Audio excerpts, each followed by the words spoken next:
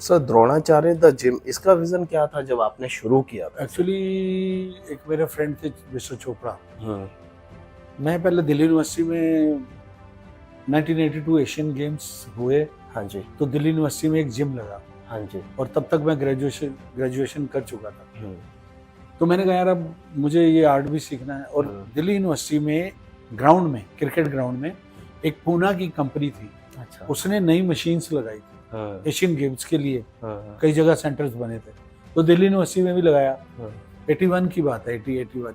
तो मैंने कहा अपने जो फिजिकल डायरेक्टर, उनको गुरुजी बोलता हूँ, कंवर मंगल सिंह, हाँ जी। अभी नहीं है इस दुनिया में। हाँ। मैंने कहा सर मुझे लगवा दो। हाँ, वो कह रहे पैसे पूरे नहीं मिल रहे। हाँ, मैं कोई गल नहीं, मैंने लवा दो, हाँ, मैं कुछ सीखते लाऊंगा। हाँ जी। So that was my first coaching experience. उससे पहले मैं अपने घर के बाहर एक मेरा पंप हाउस था, हाँ जी। जहाँ सीवरेज सारा इकट्ठा होता, उसके बाद एक बगीचा सा था। हाँ, वहाँ पे मैं अपने छोटे भाई को, मेरा एक हनी धवन मेरा कजन है, अब उनके बच्चे आ रहे हैं मेरे हाँ। पास, और 3-4 बच्चों को मैं लेके वहाँ वेट ट्रेनिंग और डंबल कराता था। हाँ, एल के दास जी ने, श्री लक्ष्मीकांत दास, अर्जुन हाँ, अवार्डी, हाँ, 1964 ओके। ओलंपिक खेले, हाँ जी। उन्होंने मुझे गिफ्ट किया था। अच्छा। उन्होंने बोला यार तेरे में कुछ टैलेंट है, हाँ, तो तुझे मैं वेट लिफ्टिंग सेट गिफ्ट करता हूँ। उस टाइम गिफ्ट बहुत कोई बड़ी नहीं बात करता, है। हाँ वो जी। बहुत बड़ी बात है। हाँ, वो तब किसी किसी के पास ही होता था। हाँ, तो मुझे लगा यार मैं कुछ कर सकता हूँ। हाँ, ऊपर से फिर मेरे उस्ताद जी श्री बलदेवराज शर्मा जी हाँ, का मैं बहुत आभारी हूँ, उनके चरणों में। हाँ, कई टीचर्स मेरे रहे उसमें।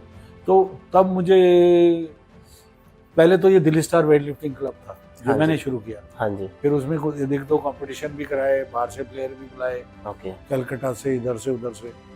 मिसेस गांधी गुजर गई थी, तो श्री जगदीश टाइटलर जी ने बोला कि आप उनकी याद में कराओ। अब ओके। यही बात थी हाँ जी। 1984। हाँ जी। मैंने सारे प्लेयर इनवाइट कर लिए। हाँ, बाद में किसी ने टाइटलर साहब को सिखा दिया, हाँ, मैं यंग था, हाँ, मैंने अनाउंस कर दिया, हाँ, सारे प्लेयर आ गए। हाँ, अब रहने को कम्युनिटी सेंटर, हाँ, लड़कियों को अपने घर में सुलाया, नीचे हाँ। बिछा दिया। सारे प्लेयर परफॉर्म करने, कोई जैगलर है, कोई योगा का है, कोई जिम्नास्ट है, हाँ, कोई वेट लिफ्टर है। हाँ, राशन वाली दुकान से उधार ले लिया, लोग पीछे हट गए। बिल्कुल। जब टाइटलर साहब नहीं आए, हाँ, किसी ने बोला था हम ये देंगे, आटे का टीन हाँ। देंगे या वो बोरी देंगे, मैं आटे की घी का टीन दूंगा, चीनी दूंगा। हाँ, फोटोग्राफर मेरा दोस्त था, वो उसके पास कैमरा था, मैं कैमरा ले आएगा, हाँ, वो सुबह कहता मेरे मामा जी ले गए। ना, हमने सब बहाने। वो भी उधार कर लिया, हाँ, पहली बार वीडियो भी बन गई। हाँ, तो वो वहाँ से एक एक्सपीरियंस था बैड। मतलब उस टाइम मैं यंगस्टर था और मेरे लिए ये चोट थी कि लोग कैसे पीछे हटते हैं, हाँ जी। और एक लर्निंग है, लेसन भी है। बिल्कुल। ये एक बहुत लोग ना आजकल घबरा जाते हैं कि मेरे साथ जवानी में ऐसे हो गया, बचपन में हाँ, मैं तो बड़ा यंग हूँ, मेरे साथ ऐसे हो गया। हाँ, मैं कहता हूँ अगर उस उम्र में आपको हथौड़ियों से पीटा गया, तो बाद में आपको इस हथौड़ियों से कसर नहीं पड़ेगी। बिल्कुल। बाद में आपको बड़े बड़े बुलडोजर हाँ, चाहिए हाँ, गिराने के लिए। बिल्कुल। ये माइंडसेट आपका वहीं चेंज हो गया। वहीं चेंज हो तो वहीं से मेरा माइंडसेट चेंज हो गया कि नहीं यार कुछ करना है, कुछ करना है। गया। आई वॉज न्यूली मैरिड, हाँ, 81 में मैरिज हुआ हाँ, और 84 में ये हो गया। हाँ, अंडरस्टैंड? बिल्कुल। तो मैं यंगस्टर्स को तो यही बोलूंगा कि जितनी जल्दी आपको हथौड़ियां पड़े, पढ़नी तो है जीवन में, बिल्कुल। संघर्ष तो होना है, हाँ, वो जितनी जल्दी पड़ जाए, उतना अच्छा। ओहो, फिर तो आप ऐसी छड़ बन जाएंगे कि उसको मोड़ने के लिए भी बहुत मेंटली ताकत स्ट्रांग हो जाते हैं। या if you are not mentally strong, you are not physical. Yes. आप अभी बैठे Absolutely. बैठे, हाँ, मैं भूपेंद्र धवन द्रोणाचार्य, हाँ, मैं अभी ये सोच लूं कि मैं अभी अपने आप को सेट करूंगा, हाँ, मैं दुखी हो गया हूँ। हाँ। ना मुझे बेटी दिखेगी, ना हाँ। बेटा, ना मेरी वाइफ, ना मेरे एसेट, हाँ, ना मुझे दिखेगा गुरुजी हूँ, ना मेरा हाँ। दिखेगा द्रोणाचार्य। हाँ, कुछ आई विल नहीं। हैंग माई सेल्फ, हाँ, क्योंकि मैं हार चुका हूँ। बिल्कुल।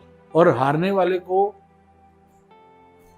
दुनिया की कोई ऐसी ताकत नहीं, कोई ऐसी जड़ी बूटी नहीं जो जिता दे। जिसने खुद ही हार मान ली। मान ली, और जिसने ये सोचा कि मैंने अभी बहुत कुछ करना है, हाँ, उसको कोई मार नहीं उसको कोई हरा नहीं सकता। सकता। सही बात है सर। आपके अर्ली स्ट्रगल डेज का एक मोमेंट जो आज भी आपको याद हो? स्ट्रगल तो आज भी रोज ही स्ट्रगल है। एक तो यही था you सर, know आपने बताया। when you are a struggler, हाँ, every day is a struggle, yes. every man is struggling। हाँ, रिक्शे वाला अपने लेवल पे कर रहा है, हाँ जी। फोटोग्राफर अपने लेवल पे अपने कर रहा है level कि पे मुझे कर रहा टॉप पे जाना है, हाँ जी। फिल्म मेकर अपने पे कर रहा है, हाँ, कई स्ट्रगलिंग एक्टर्स हैं, एवरीबॉडी स्ट्रगलिंग, मेरे लेवल में भी।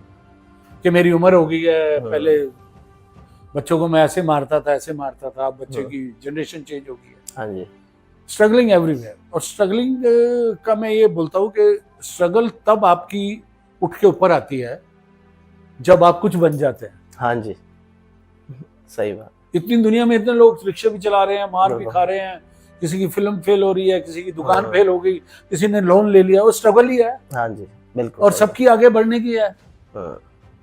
अब मेरी स्ट्रगल की आप इसलिए बात कर रहे हैं कि मैंने छोटा मोटा अचीव कर लिया। छोटा मोटा नहीं नहीं सर, नहीं, मैं एक बात वो है, तो आप तो हम्बल है। आपका स्ट्रगल तब लाइमलाइट में आता है जब आप कुछ अचीव कर कुछ लेते हैं। अचीव कर लेते हैं, सही उससे पहले आपका पहले नहीं आता। कोई नहीं पूछ सो रहा। Everybody is struggling, there is lot of things कि जो मैं तो शुरू से स्ट्रगलर हूँ, because father, I lost my father. Yes sir, at the early university में मैं 90 रुपीज लेके मद्रास में गया, अपनी मतलब पड़ोसियों से मांगे और मुझे बोले जाओ तुम यूनिवर्सिटी खेल के आओ।